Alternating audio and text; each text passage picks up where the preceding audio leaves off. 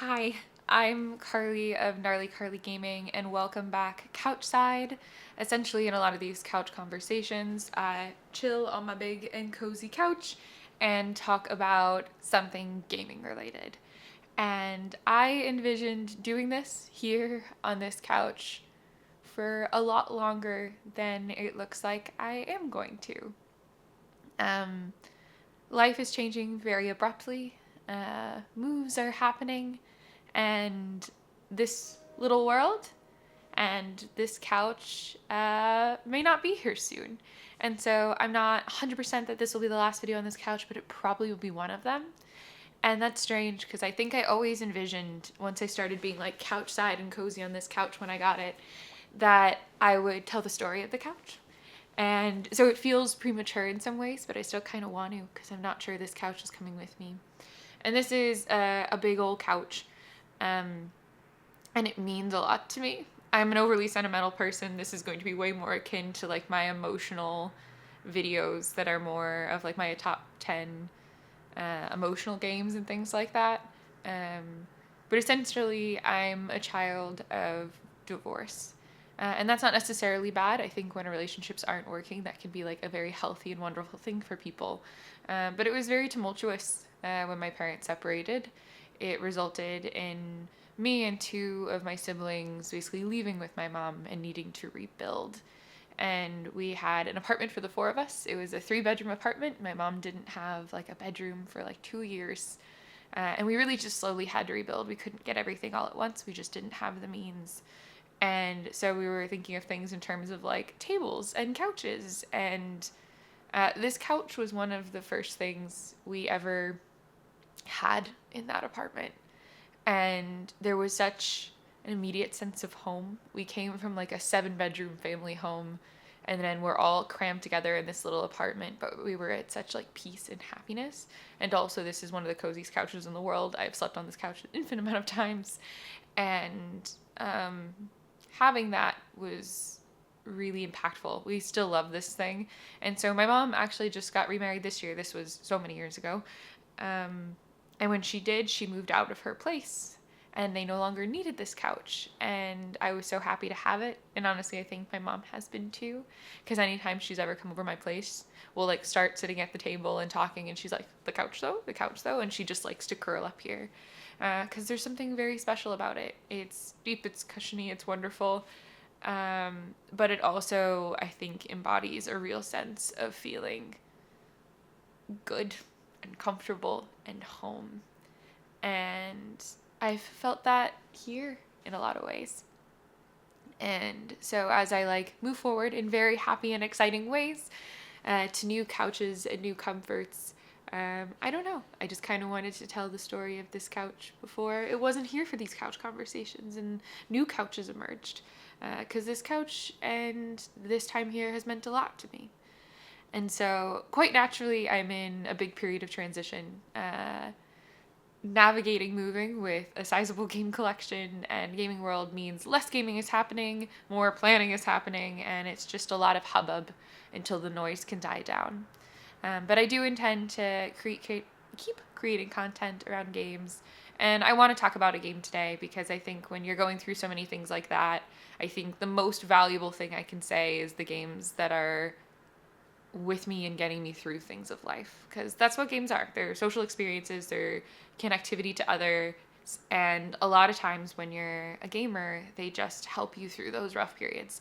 I didn't have gaming when my parents went through divorce. I didn't really become a gamer till college. That's when I went to a board game club and like fell down the rabbit hole. But since then, through like depression and anxiety and big life changes, I game less, but gaming kind of holds me. It's a piece of my puzzle that is really soothing. It's a little bit of play. It can be dabble in little other spaces. It can be small puzzles. And it can be that social connection that really helps you through when you're just kind of depleted. So my mental to-do list is everywhere. But there's a couple of games that have been really, really lovely. So I'm going to grab one specifically and talk about it. And I will be right back. You get a little flash of my penguin PJs. All right.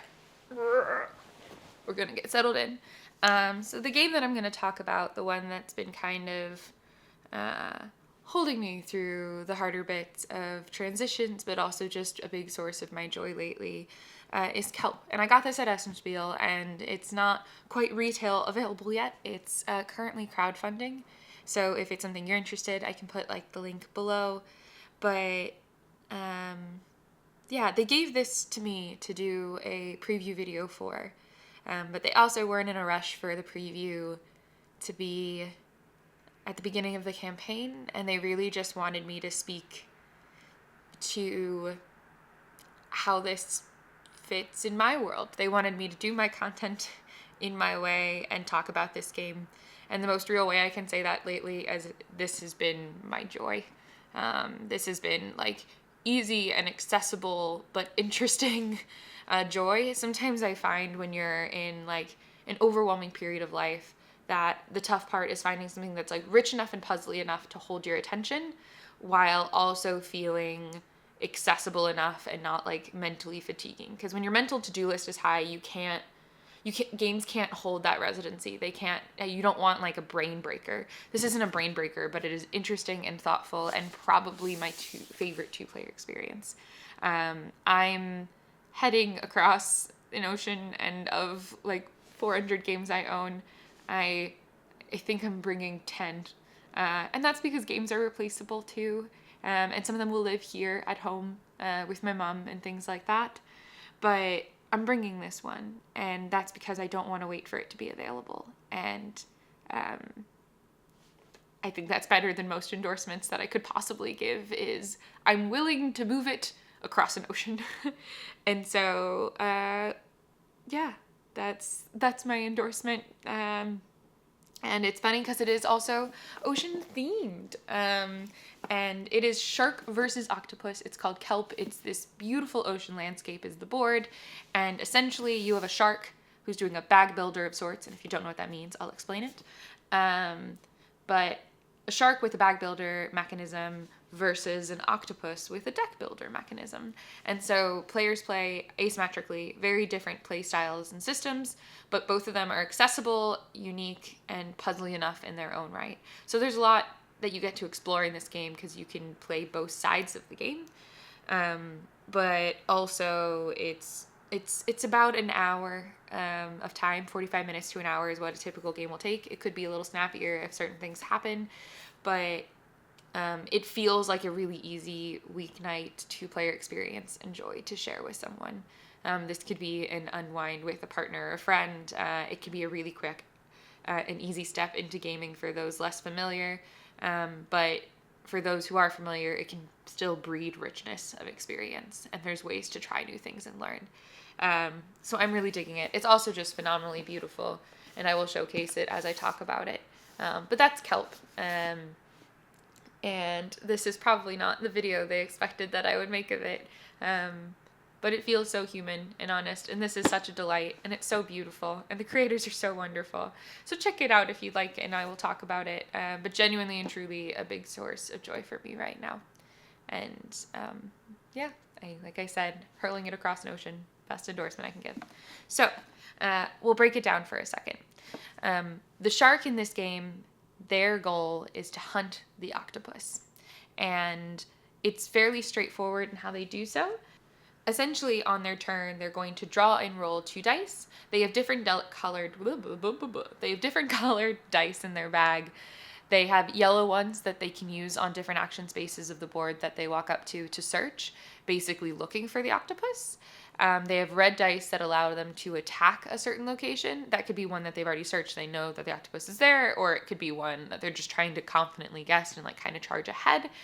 And then they also have these little water current dice that are blue, where they can place them on the board and can help them move farther and faster, helping them, again, do that little hunt. All of these dice can also be used, or rather not used, as those actions, and saved and used to spend to acquire more and more dice. That can help them bag build and basically draw the ones they want. Something like there's only 1 attack die in the bag to start, and so acquiring more could be really useful. And all of those cards that give them new dice, also give them new abilities, helping them more efficiently hunt and locate where this octopus is and actually get to them and get them. On the other side of that, the octopus has a hand of cards they're managing, a whole deck, and then they'll have their hand. And what they do is they're trying to outlast and evade the shark. The shark, as they spend dice in order to get new abilities and as they do things like attack, will lose those dice to a pool. That pool has a limit, kind of like Pandemic, whereas if they spend too many, they become exhausted. So the shark wants to take smart actions, but they're on a timer. They need to get this octopus. Where the octopus is like, I can outlast you. Or they can be a proactive octopus, and they can try to go after for food that can be placed on the board. But this is done via deck builder, so they have to get the food in their deck, and then they have to get the food. But getting the food exposes them. You'll basically have to showcase where you are. So that's a more active strategy towards winning, but it's also a much riskier strategy towards winning. So you can kind of play a long and quiet game of evasion, or you can try to poke and see how you can progress your own aims quicker if you'd like. I find that really lovely. In terms of actions for the octopus, essentially they'll have 2 actions each turn. One of them can simply be drawing back to their hand size, because as they spend cards, they don't automatically get them back, which can be scary, because if you're card and actionless and the shark's coming and knows where you are, things get bad. Or they can play a card or discard a card and hide a block. And blocks are kind of the core of this octopus experience. Essentially, when actions cost block reveals, the octopus is one of many blocks on this board. And there's also things like shells, which are just basically innocuous, nothing, just beautiful, and other little traps and things that can be placed on this board. And when the shark searches or attacks, that's basically what they're looking for. They're looking for the octopus block. But in order for me to do my abilities that might let me garner food or learn new skills, which is basically more and better cards in my deck, I have to spend blocks revealing where I'm not. And so I'm giving the shark information, but how I choose to do so can be helpful. I can be like, I'm going to spend these 2 blocks, but what that lets me do is switch where some of the blocks are and then hide others. And so you want to be smart about it so you can kind of stay in the shadows. There's even a card called In the Shadows. And so the octopus, I think, has such a cool little deck builder, but they also have this puzzle of like, okay, I need to stay hidden, I need to progress my aims, but I have to manage how much I'm spending and doing, because I'm just going to be revealing my hand as I go. I usually like to play a slightly more proactive strategy, food related, but essentially how that works and how other developments of the octopus works is they learn. One of the action cards they'll have to start, or actually multiple, will allow them to acquire new skill sets. And basically there's cards on the side that they can boost into their discard pile and kind of incorporate into their deck. Some of those are the food cards, and as soon as those are in the deck, one of the tiles on the board will get replaced with food as well. But in order to do things like eat that food, I have to reveal the octopus and the food adjacent to each other. So not only will I have to use abilities to manipulate and get them next to each other, but I will also have to reveal where I am. And so that's why when I say that's much more proactive, but a much riskier strategy. Similarly, other really strong abilities also tend to require a little bit of risk, but the octopus's build is having more and better cards in their hand, and the shark's build is also more dice and stronger abilities and doing that proactive hunt. I think my favorite part of the octopus thing is that novelness of spending and revealing, and my favorite part of sharkness, I like how it's octopusness and sharkness, the official terms, is really and truly that build up as well in terms of acquiring new dice and whatnot, as well as the current dice, which I kind of brushed over, but essentially you can put them on the board and you always have to like swim with the current. So as long as you're going down numbers, you can kind of pass over them. One of the numbers that you pass over will boost abilities for you. But as you pass over them, it just lets you like hunt faster and sharper. So you can start to build this network on the board of currents, and it can help you bag, like refine in a way if you're keeping those on the board, because those search dice and those attack dice are really powerful. So it helps you refine your bag down, but it also can be really smart in just helping you get places faster, because typically your movement is very stagnant. I will showcase some of these things on the board. I will say that in my pictures, it's a Lego shark. There's a beautiful shark mini coming. It just didn't exist when I picked this up at Essen. I didn't really want to wait to play it. It was one of those games my friends Xander and Maya got to play at Essen, and I was hoping to get a time slot in, and I wasn't able to find one, but they graciously let me take it home straight away from Essen. And so I was just jazzed to play it after talking to them. They really enjoyed like their slotted experience where they got to play, and now it's been a big joy of mine, and it's coming with me to my new home, and I'm super excited. This is like sponsored content with endorsement, but they really wanted me to do it my own. They just wanted me to speak genuinely about the experience of play and where it sits in my own life now. But additionally, they're already like over 2,000% funded. So I'm not the only one who finds this lovely and beautiful, but I genuinely and truly do. And I'm excited for it to have a home in my new, smaller collection for now. But anyway, that's a little piece of Carly update, a little piece of the Carly love and story. I don't know. I might actually like flash a photo or something of me and some of my like high school friends asleep on this couch, all tangled together. It's hard to describe just like how at home something like this makes me feel. It's not the most refined couch, it's not the most elegant couch, but it's very much like our family couch. And this has been a beautiful, beautiful home filled with lots of love, friends, and family. Anyway. I will see you all for the next video. It will probably have a very different backdrop. But that's exciting. That's a good.